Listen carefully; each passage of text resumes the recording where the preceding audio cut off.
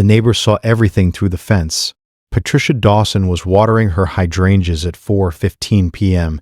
when she heard the sound, a muffled, weighted thud from inside the Reyes house next door. Not loud, the sound of something heavy tipping over. Then she heard the dog. Bandit, the Australian cattle dog, had been barking for 7 minutes before Patricia looked through the fence slats. She knew the exact time because her security camera time-stamped it. 7 minutes of sustained, high-pitched barking. Not territorial, not playful. A rhythmic, escalating alarm aimed at the house interior. Through the fence, she could see the back door standing open. She could see Bandit on the patio barking toward the kitchen. She could see the edge of a playpen through the sliding glass door. She could not see Elena Reyes. Elena was 36, a graphic designer, home alone with 14-month-old Sophia, while her husband Marco drove long haul somewhere in eastern Nevada. Patricia called out, no response. Bandit's barking sharpened. Patricia went to the front door. Locked. She returned to the fence and pulled herself up high enough to see through the sliding glass. Elena was on the kitchen floor, lying on her side, one arm extended, her chair tipped behind her, eyes closed, not moving. Sophia was in, the playpen, standing, gripping the mesh, crying. Bandit was scratching at the sliding door, his whole body vibrating. Patricia called 911. Then she climbed the 5-foot cedar fence, tearing her rotator cuff and bruising her shin, and entered through the open back door. Bandit stopped barking the instant Patricia stepped inside. He ran to Elena, pressed his body against her back, and lay down. Patricia found a pulse.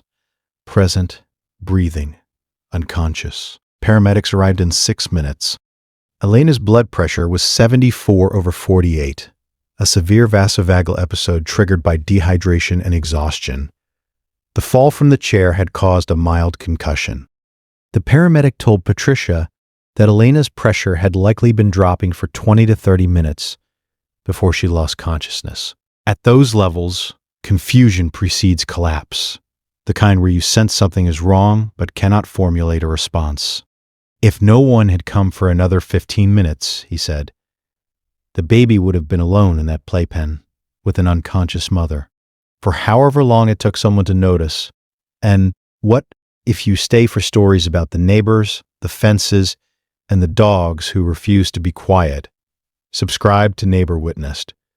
Bandit had started barking 7 minutes before the crash. 7 minutes of trying to alert someone, anyone, through a cedar fence, across a property line, over the sound of a garden hose.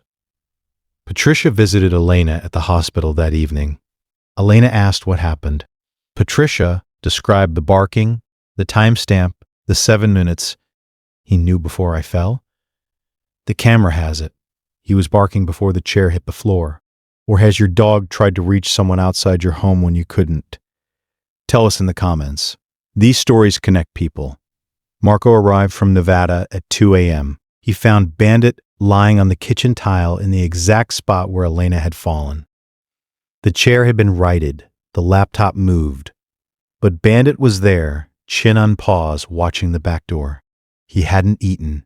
His water bowl was full. 9 hours on that tile, waiting for Elena to come back through the door she'd been carried out of. Marco sat on the floor beside him.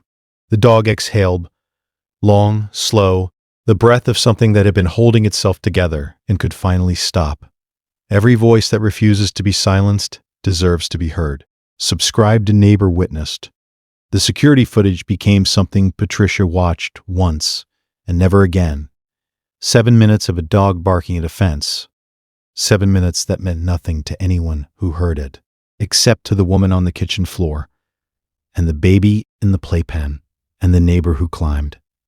The security camera footage became something Patricia watched once, then never again. 7 minutes of a dog barking at a cedar fence.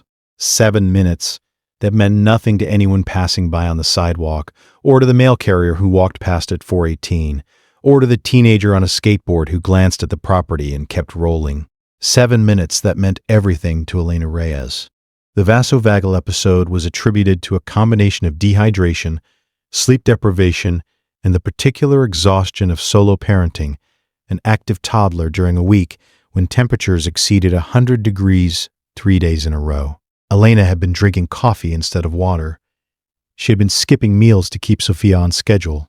Her body had been sending signals for days: lightheadedness when she stood too quickly, a persistent ringing in her left ear, the sensation that the floor was tilting 2 degrees to the right when she walked down the hallway. She had ignored every signal.